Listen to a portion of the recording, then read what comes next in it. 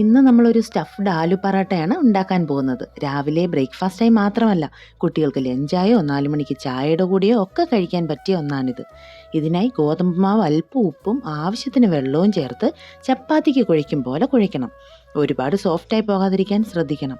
ഇല്ലെങ്കിൽ ഫില്ലിംഗ് നിറയ്ക്കുമ്പോൾ പൊട്ടിപ്പോകാൻ സാധ്യതയുണ്ട്. കുഴച്ച മാവ് അല്പം എണ്ണ തടവി മൂടി മാറ്റി വയ്ക്കാം. ഇനി ഇതിലേക്ക് വേണ്ട ഫില്ലിങ്ങിനായി ഉരുളക്കിഴങ്ങ് നന്നായി പുഴുങ്ങി ജലാംശം കളഞ്ഞ് പൊടിച്ചു വയ്ക്കണം. ഇതിലേക്ക് ഒരു സവോള പൊടിയായി അരിഞ്ഞതും കുറച്ച് മല്ലിയിലയും പച്ചമുളകും വെളുത്തുള്ളിയും പൊടിയായി അരിഞ്ഞതും ചേർത്ത് കൊടുക്കണം. അതിനുശേഷം പൊടികൾ ചേർത്ത് കൊടുക്കണം. ഞാനിവിടെ 1 ടേബിൾ സ്പൂൺ മല്ലിപ്പൊടി, 1/4 ടീസ്പൂൺ മഞ്ഞൾപ്പൊടി, 1/4 ടീസ്പൂൺ കായംപൊടി, 1/4 ടീസ്പൂൺ ചാട്ട് മസാല, 1/4 ടീസ്പൂൺ ജീരകപ്പൊടി, 1/4 ടീസ്പൂൺ എള്ള്, ഇത് ഓപ്ഷണലാണ്. 1/4 ടീസ്പൂൺ അയമോദകം, അതും ഓപ്ഷണലാണ്. ഇത്രയും ചേർത്ത് കൊടുത്തിട്ടുണ്ട്. ആവശ്യത്തിന് ഉപ്പ് കൂടി ചേർത്ത് എല്ലാം കൂടി നന്നായി ഒന്ന് മിക്സ് ചെയ്തെടുക്കണം. അത്യാവശ്യം നന്നായി മിക്സ് ചെയ്തില്ലെങ്കിൽ ഉപ്പും മസാലയും ഒന്നും ഉരുളക്കിഴങ്ങിൽ പിടിക്കില്ല.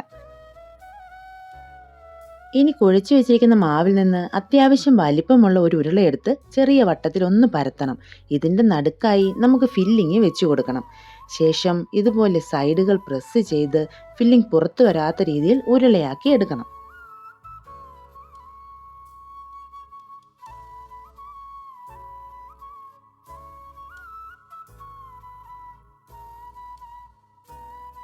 അല്പം ഗോതമ്പ് പൊടി ചപ്പാത്തി പലകയിലും ഉരുളയിലും പുരട്ടി പതിയെ പരത്തിയെടുക്കണം.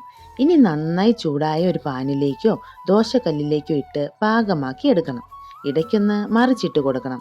അപ്പോൾ കുറച്ച് നെയ്യോ എണ്ണയോ നന്നായി തന്നെ പുരട്ടി കൊടുക്കണം. ഇത് ആലു പൊറോട്ടയ്ക്ക് ഒരു പ്രത്യേക മണവും രുചിയും നൽകും. 2 സൈഡും നെയ്യ് പുരട്ടി പലതവണ തിരിച്ചും മറിച്ചുമിട്ട് കരിയാതെ തയ്യാറാക്കി എടുക്കണം.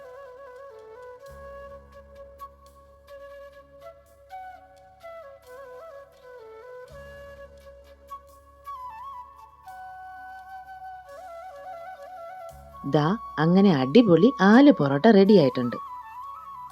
നിറയെ ഫില്ലിങ് വെച്ചുണ്ടാക്കിയ ആലു പൊറോട്ടയെല്ലാം മക്കൾക്ക് കഴിക്കാനും സ്കൂളിൽ ലഞ്ചിനും കൊടുത്തു വിട്ടു ഗൈസ്.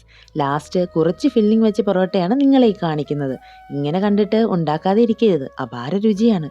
ഉണ്ടാക്കിയിട്ട് തീർച്ചയായും കമന്റ് ഇടണേ.